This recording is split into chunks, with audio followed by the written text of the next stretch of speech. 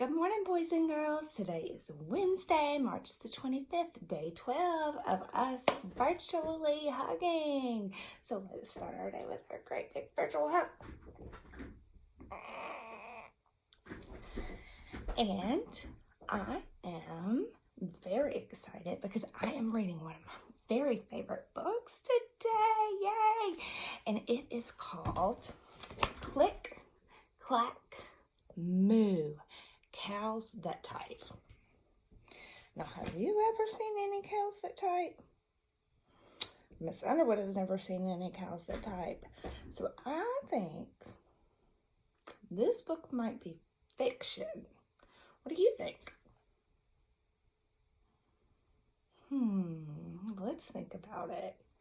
So we said to be a fact, it has to be true. And it has to be proven, and to be an informational text or a factual text, those things have to be included. So do we think this book is fiction? That's right, it is fiction. But sometimes fiction stories are the best to read because they let you use your imagination. So let's read one of Miss Underwood's very favorite fiction books because it is super funny. So let's read Click, Clack, Moo, Cows That Type by Doreen, Cronin, and the pictures are by Betsy. So we're going to get started this morning.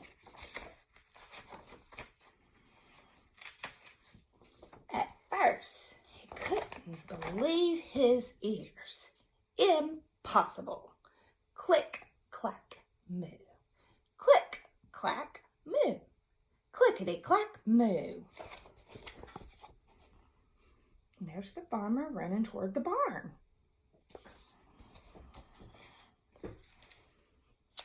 Then he couldn't believe his eyes. So at first he couldn't believe his ears, and now he can't believe his eyes. Dear Farmer Brown, the barn is very cold at night, and we'd like some electric blankets. Sincerely, the cows. And there's Farmer Brown reading his note from his cows. It was bad enough the cows had found the only typewriter in the barn. Now they wanted electric blankets. No way, said Farmer Brown. No electric blankets. So the cows went on strike. They left a note at the barn door. Sorry, we're closed. No milk today. So strike means that they are not going to do their job until they get what they want. A way of protesting. We talked about protesting when we talked about the civil rights movement in my class. No milk today, cried Farmer Brown. In the background, he could hear the cows busy at work. Click, clack, moo. Click, clack, moo. Clickety, clack, moo. So, are you noticing a pattern in this book?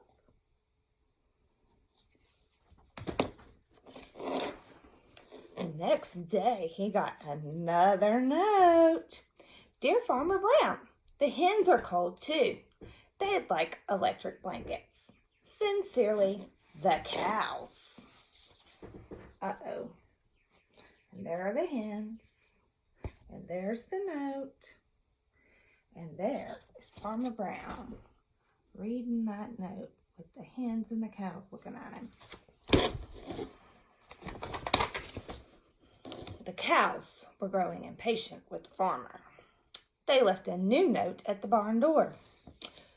No eggs, and it said close. No milk, no eggs. No eggs, cried Farmer Brown. In the background, he heard them. What do you think he heard them say? That's right. Click, clack, moo. Click, clack, moo. Clickety, clack, moo. And there's those hens. The buckets for the milk.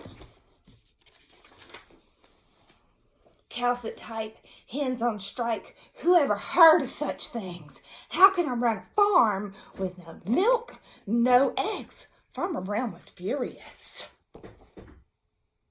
Look at the cows are like, we asked for electric blankets. I mean, come on, Farmer Brown. Farmer Brown got out his own typewriter. Dear cows and hens, there will be no electric blankets. You are cows and hens. I demand milk and eggs. Sincerely, Farmer Brown. He's not using kind words.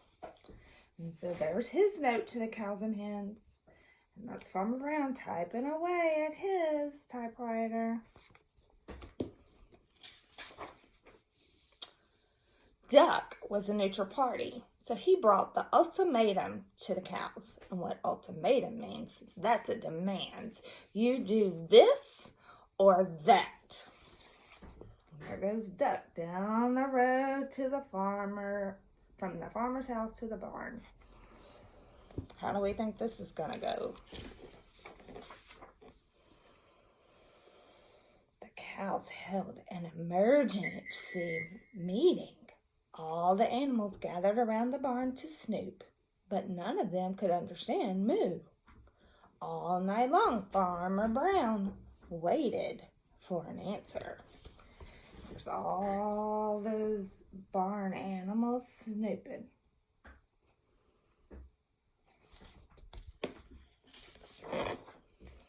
Duck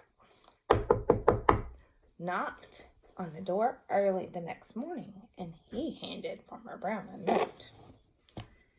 Dear Farmer Brown, we'll exchange our typewriter for electric blankets. Leave them outside the barn door, and we will send Duck over with the typewriter. Sincerely, the cows. So what they did is they offered him a compromise. Let's see what he thinks of that compromise.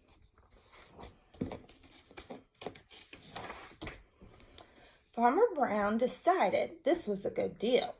He left the blankets next to the barn door and waited for the duck to come with the typewriter.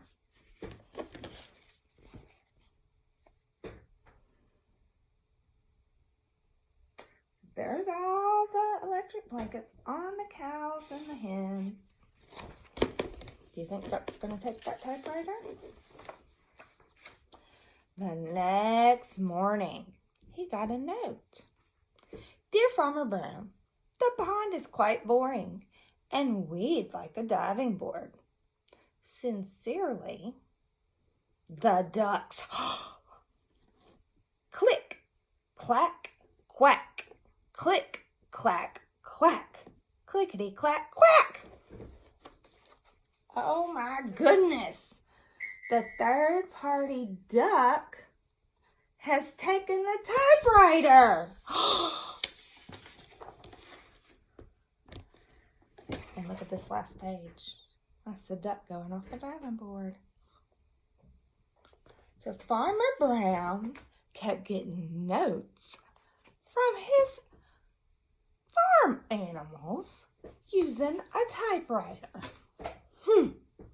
Wasn't that a fun story? Okay, so it was kind of a short story this morning, but I did want to remind you, since you are reading at home, of our Beanie Baby Reading Strategies. And moms and dads, you can Google Beanie Baby Reading Strategies, but I also have them listed right up here. And we'll go over those in this video to kind of help your boys and girls when they're learning to read or they're practicing reading, kind of just a little prompt that helps them remember how to start the word or finish the word or finish the page. So the first one is to use your eagle eye. So this eagle here reminds you to use your eagle eye, because when we use our eagle eye, and this eagle is like really loving, to use his eagle eye. When we use our eagle eye when we're reading, we can get an idea from the pictures what this might be about. So just looking at the photos of this book, you can kind of see that it's cows and ducks and a chicken or a hen with the typewriter. And so just using your eagle eye, you would be able to see that. And that might help you figure out a word that you're stuck on. So the first one is your eagle eye. The next one is Lips the fish. And we love Lips the fish because Lips the fish has a fun face to make. So everybody get ready and do your best fish face. Lips the fish is you get your lips ready to say the first sound. So let's look at this word moo. What's the first sound in the word moo? It starts with an M. That's right. So you get your lips ready with Lips the fish. He reminds you to get your lips ready. So you're going to go, And so mom and dads, when you're reading with your boys and girls, if you're watching their lips and they don't say the whole word, but you can see them get their lips ready, then you know that they know that word starts with an M, but they're trying to figure it out. So what you're going to remind them to do is get their lips ready and at least say that first sound, okay? So, Lips the fish says the first sound. And sometimes when they're reading with me, I might even make a fish face for them, just so that they know, hey, I may not know the whole word, but I can say that first sound of every word. So if I know my sounds, I can say the first sound. So I'm going to go to my boys and girls when they're reading to remind them, say at least the first sound. Okay? Lips the fish, first sound. Okay, the next one we have is Stretchy Snake. Now, Stretchy Snake is a very favorite one in our class. So, Stretchy Snake, here he is. Boys and girls, look, I brought him home, and I know we love to use him, but we know this word, from our eagle eye, we would know that this word is cows. But let's say we saw this word cows without any pictures. So we're going to take our Stretchy Snake and we're going to go cows. So then I'm going to stretch it out. Cows. And then I'm going to say it fast. Cows. So I'm going to show you with the snake kind of how you would do it. So you're going to envision that you have a snake, and so you're going to go cows, and then you're going to say it fast, cows. So with the Stretchy Snake, you stretch it out slow, cows, and then you say cows. So Stretchy Snake stretches it out, then say it fast. So one of the hand signals I'll do is stretch it out and say it fast. Okay, so stretch it out. Say it fast. So Stretchy Snake, cows, and that's what we were saying. Every sound, sounding out a word is what we were taught when we were in school. So Stretchy Snake, stretch it out, say it fast. Okay? Then the next one that we have is Chunky Monkey. And we've already done a little video with Chunky Monkey, but Chunky Monkey is right here. And Chunky Monkey is using the chunks or the sounds that you know. So, I know that CL together says K, and I know that I says I, and I know that CK together says K. So, using Chunky Monkey, I can sound out this word with my Stretchy Snake. K, K. Now I'm going to say it fast. Click. Okay? So, that's a way you use Chunky Monkey and Stretchy Snake together. The next thing we have is Skippy Frog. Now, Skippy Frog, we use this when we're reading a bigger book and we're using a challenge book. Now, if you come to a word and you've tried all the other strategies, it's okay to skip that word, read the rest of the sentence, and then come back and see if we can figure out what that word is. And so I'm going to show you an example of how I would do that. So in this sentence, I would say, cows that, okay, I'm going to skip that word and come back. Hens on strike. Okay, and so then I'm going to look at my picture. Cows that cows that type. See, I used my Skippy Frog. I skipped the word and I came back and reread it to see if I could figure it out after reading just a little bit more and coming back. So hens on strike gave me a clue that what those cows were doing were actually typing. And so I can go back and read a little bit more with my Skippy Frog, come back and figure out what that word is. Okay. And then next we have our Flippy Dolphin.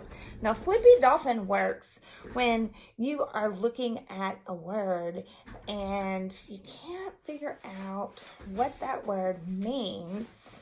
So you're going to flip the vowel sound because all of our vowels have two sounds at least. So they're going to have a long sound and a short sound. Let's see if I can find an example in our book where we can try flipping the vowel sound to help us figure out the words.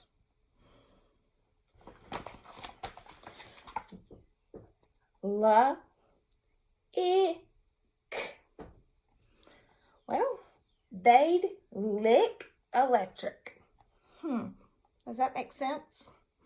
Let's try our Flippy Dolphin. They like. Like. So I flipped that vowel sound to its long vowel sound because I saw that E, and E makes the vowel say its name. So instead of la-I, it's la-ike. And so I flipped the vowel sound and I was able to figure out the word. So Flippy the Dolphin helps you figure out the vowel sounds of words, and you can flip from the long sound to the short sound to see if the word makes better sense in your sentence. Always when you're reading, double check, does that make sense? Okay? And then the very last one is my favorite. He is called Trying Lion. And he just means keep trying, because you're not going to get it right the first time, always. Miss Underwood makes mistakes. You see Miss Underwood, when she reads, she has to keep trying sometimes. She'll read and she'll sound something out and she's like, oh wait, she got that wrong. And she keeps trying, right? So Trying Lion is just a reminder to keep trying, that reading is a process and learning to read is a process. And even as grown-ups, although we know how to read, we have to keep trying lion. Okay, and so all of these Beanie Baby strategies are available online. So we're going to go back over them really quickly. Eagle eyes and check the pictures. Monkey and look for the chunks that we know. We're going to Skippy Frog. If we don't know the word, skip, read a little more and come back to it. We're going to Stretchy Snake.